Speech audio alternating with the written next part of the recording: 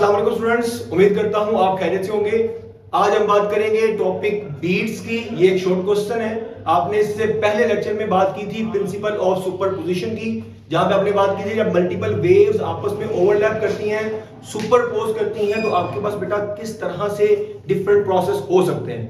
तो आपने पहले बात की थी इंटरफेरेंस की। इंटरफेरेंस क्या होती है? जब दो वेव जिनकी फ्रीक्वेंसी भी सेम हो, जिनकी डायरेक्शन भी सेम हो, तब सुपरपोज करेंगे तो आपके पास इंटरफेरेंस का प्रोसेस होता है।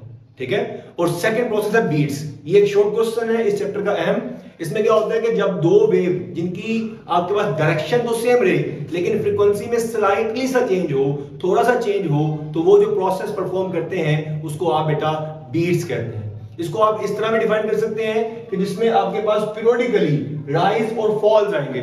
मतलब जब फ्रीक्वेंसी में चेंज आएगा, जब दो वेव आपस में ओवरलैप करेंगी, तो क्या होगा कि आपके पास जो उनकी वेवलेंथ है, जो उनका एम्पलीट्यूड है, वो ग्रेजुअली इंक्रीज होगा, फिर डिक्रीज होगा, फिर इंक्रीज होगा, जिसकी वजह से आपके पास साउंड के दरमियान क्या पैदा होगी? आपके पास लाउडनेस और फेंट साउंड पीरियोडिकली, मतलब रेगुलर पैटर्न के साथ आपको सुनाई देंगे। ठीक है। तो हम कह सकते हैं पीरियोडिक राइज और fall in the intensity of sound due to, किस वजह से हुआ है मैंने आपको बता दिया कि slightly difference in frequency. Frequency में डिफरेंस की वजह से आपके पास क्या पैदा होगा? बीट्स का प्रोसेस परफॉर्म होगा, जिसकी वजह से आपको राइज फॉल आवाज सुनाई देगी बार बार। इसको इस तरह में डिफाइन कर सकते हैं periodic vibration of sound between maximum और मिनिमम लाउडनेस। यहां मैंने डिफाइन किया राइज और फॉल की फॉर्म में, यहां पे मैक्सिमम और मिनिमम लाउडनेस की फॉर्म में भी आप डिफाइन कर सकते हैं। होगा किस वजह से? रीजन वही है कि difference in frequency, slightly difference होता है। कितना होता है मैं आगे जाके आपको बताऊंगा कि बीट्स के लिए एटलीस्ट कितना डिफरेंस रहना चाहिए, तो उसके बाद बीट्स पैदा नहीं होगी। ये इस टॉपिक का एक अहम एमसीक्यूज भी है, इसके लिए आप पूरा लेक्चर को देखिएगा, लास्ट में आपको पॉइंट समझ आएगा। अब यहां पे देखिए जी कि मैंने आपके पास दो ट्यूनिंग फोक लिए हैं। एक की फ्रीक्वेंसी है 32 हर्ट्ज, एक की है 30 हर्ट्ज, और दोनों को आपस में जब ओवरलैप किया है तो आपके पास बेटा इस तरह का पीरियोडिक पैटर्न बनता है। देखिए यहां पे आपके पास लाउड साउंड, फेंट, फिर लाउड, इस तरह से इसको आप राइज फॉल, राइज की फॉर्म में भी कह सकते हैं। ये दोनों एक ही टर्म से आप इसको एक्सप्लेन कर सकते हैं। तो इस तरह का पैटर्न आपके पास बेटा क्या होता है? ऑब्जर्व होता है। ठीक है। अब यहां पे एक और एमसीक्यूज, एक बहुत अहम बात यह है कि आपके पास एक प्रोसेस में कितनी बार लाउड और कितनी बार फेंट साउंड सुनने में मिलेंगे। वो लाउड और फेंट साउंड आपको कौन बताएगा? वो बताएगी आपको बीट फ्रीक्वेंसी। अब बीट फ्रीक्वेंसी क्या होती है? जो दो ट्यूनिंग फोक आप साइमल्टेनियसली वाइब्रेट करवा रहे हैं, उनकी फ्रीक्वेंसी में जो फर्क होता है उसको बीट फ्रीक्वेंसी कहते हैं।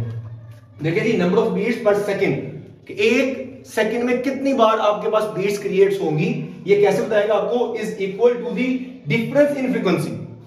जो डिफरेंस होगा फ्रीक्वेंसी में किनके दरमियान? दो ट्यूनिंग फोक के दरमियान। लेट्स सपोज कि मेरे पास बेटा ये F1 फ्रीक्वेंसी है, ये F2 फ्रीक्वेंसी। अब इनके दरमियान डिफरेंस होगा, मेरे पास वो क्या होगी? बीट फ्रीक्वेंसी, जो कि कितनी आएगी? 2 हर्ट्ज। इट्स मीन दैट इस प्रोसेस में मेरे पास क्या होगा बेटा? दो बार एक सेकंड में दो बार क्या होगी? राइज आएंगे, दो बार ही क्या आएंगे? फॉल आएंगे पर सेकंड। क्लियर?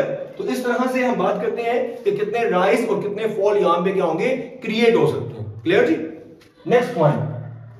अब सबसे अहम एमसीक्यूज जो एमडी कैट के लिहाज से, ई कैट के लिहाज से बच्चों को पेपर्स में आते हैं, वो क्या है जी कि एक राइज के बाद अगला राइज आपको कितने टाइम के बाद सुनने में मिलेगा, या एक लाउड साउंड के बाद अगला लाउड साउंड आपको कितनी देर के बाद सुनने में मिलेगा।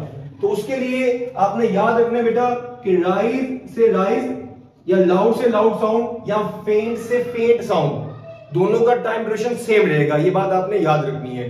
अभी कितना टाइम रहेगा ये डिसाइड करेगी आपकी बीट फ्रीक्वेंसी। आपने पढ़ा हुआ है कि टाइम पीरियड क्या होता है? फ्रीक्वेंसी का रेसिप्रोकल होता है। तो जितनी बीट फ्रीक्वेंसी होगी ना बेटा, उसी का रेसिप्रोकल टाइम रिक्वायर्ड होगा एक राइज से अगले राइज तक जाने में। It's mean that 1/2 seconds required to move from one rise to another rise. Is that clear? Second point जो यहां पे आएगा वो ये कि आपको लाउड से फेंट साउंड, एक राइज से अगले फॉल तक का टाइम ड्यूरेशन कितना होगा, वो भी याद रखना आपने। अगर आप बस कंप्लीट 1/2 है तो राइज से फॉल कितना होगा? उसका भी हाफ होगा। ये 1/2 है तो ये 1/4 4 सेकंड हो जाएगा। क्लियर? ये कैसे हुआ है? क्योंकि यहां पे बीट फ्रीक्वेंसी 2 हर्ट्ज है।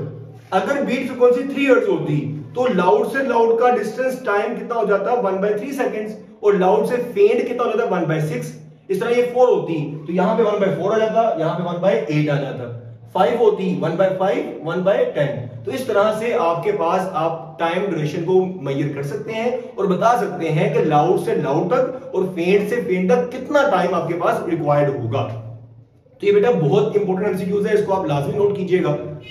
उसके बाद के बीट्स का प्रोसेस, मैंने आपको बताया था कि बीट्स का प्रोसेस आप कब ऑब्जर्व कर सकेंगे। हमने डेफिनेशन में एक चीज ऐड की थी कि स्लाइटली डिफरेंस इन फ्रीक्वेंसी। अब ये स्लाइटली डिफरेंस कितना रहना चाहिए, तो वो देखिएगा कि आप बीट्स को सिर्फ तभी ऑब्जर्व कर सकते हैं जब आपके पास बीट फ्रीक्वेंसी क्या थी, जो उनका डिफरेंस था, उसी को बीट फ्रीक्वेंसी कहते हैं। अगर बीट फ्रीक्वेंसी क्या हो आपके पास लेस देन और इक्वल टू 10, मतलब जो दो ट्यूनिंग फोक आप साइमल्टेनियसली प्ले कर रहे हैं उनके दरमियान जो फ्रीक्वेंसी का गैप है, अगर वो 10 हर्ट्ज तक रहे या 10 हर्ट्ज से कम का रहे, तब आप बीट्स को प्रॉपर्ली ऑब्जर्व कर सकेंगे। लेकिन जैसे ही अगर आपका डिफरेंस 10 हर्ट्ज से अबव चला जाता है तो आप कभी भी बीट्स को ऑब्जर्व नहीं कर सकते। ठीक है? उसके बाद इसको इस्तेमाल कहां करते हैं, तो बेटा इसको इस्तेमाल करते हैं string musical instrument like guitar के। गिटार अगर आपने कोई गिटार यूज करने हैं, जब ब्रांड न्यू गिटार लेकर आएंगे तो उसको आप वाइब्रेट करेंगे तो क्या होगा, आपके पास एक प्रॉपर साउंड क्रिएट होगा। ठीक है? अब with the passage of time वो स्ट्रिंग लूज हो जाती है, जिसकी वजह से वो प्रॉपर्ली साउंड क्रिएट नहीं कर पा रहे होते। तो हम क्या करते हैं, हम उसको किसी शॉपकीपर को देकर आएंगे जो उसको ठीक करेगा। वो क्या करेगा, एक बिल्कुल न्यू गिटार के साथ उसको साइमल्टेनियसली प्ले करेगा, उसकी वायर्स को टाइट और लूज करेगा। कब तक? जब तक दोनों की फ्रीक्वेंसी मैच नहीं कर जाती।